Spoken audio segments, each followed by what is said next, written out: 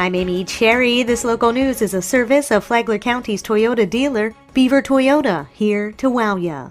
Inconclusive. That's the findings of an independent mold specialist when it comes to the abandoned Flagler County Sheriff's Office Operations Center. A law firm representing dozens of employees who filed workers' comp claims saying the building made them sick hired Hydro Environmental Technologies to conduct 2 rounds of tests in December. Their report includes thermal imaging that pinpointed several areas of concern in the building where air and moisture could be conducive to mold growth, but they recommended more invasive testing to identify potential toxin levels in the roof, walls, floors, and ceiling. Sheriff Rick Staley agreed the report gave no definitive answers.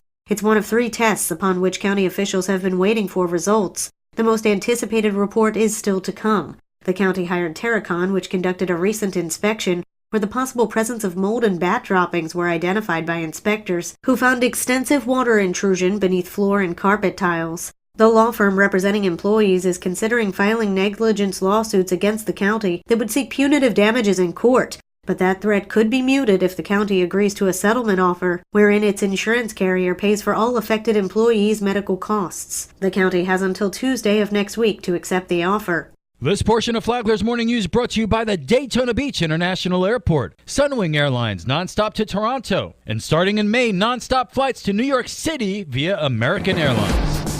Residents of Bunnell and Flagler and Beverly Beaches will be heading to the polls in March, but you're running out of time if you'd like to cast your ballot. Katie Lenhart is the supervisor of elections. It's Monday. It's coming up soon, so February 4th is the deadline for new residents within those cities to register to vote. Lenhart tells us what races are being contested. There are city commission races on all of the ballots, and then also in the city of Bunnell, there are 7 charter amendments that will be decided. To get a sample ballot for your city or town, head on over to flaglerelections.com.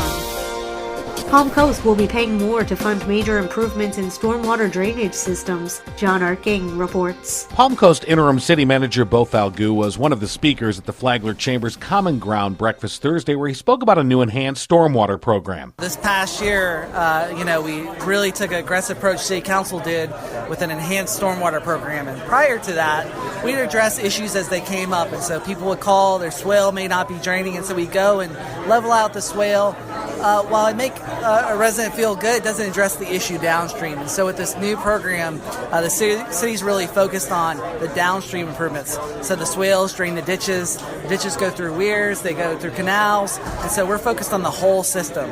So while it may take longer to get to a swale, when we do get there, we'll address the issue more comprehensively. The rate increase to pay for the system upgrade was put in place last year, which Falgout says was a tough decision to make, but everyone recognized the system was going on 40 years in age and was in desperate need of enhancement. From the WNZF Newsroom, I'm John Arking.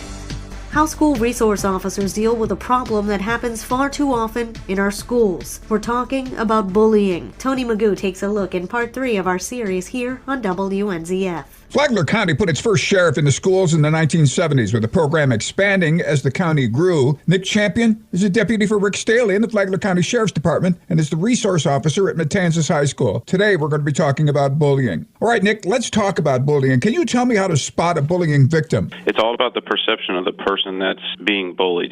Be nice to the kids you're with, because you don't know what these kids are going through. Now, you say bullying doesn't stop in the parking lot. A lot of it's not left at school. Sources such as Snapchat, Instagram, is multiple people can get involved, and it starts to spiral out of control very quickly. What can parents do? We want it brought to our attention, whether you bring it to our deans or you bring it to the deputies, before it escalates to even the pushing and the punching, because normally it doesn't get to that point right off the bat. Nick, any final words? If we know about it early, we can handle it and get it taken care of. For Flagler's Morning News, I'm Tony Magoo. And now you're up to date on Flagler's Morning News. I'm Amy Cherry.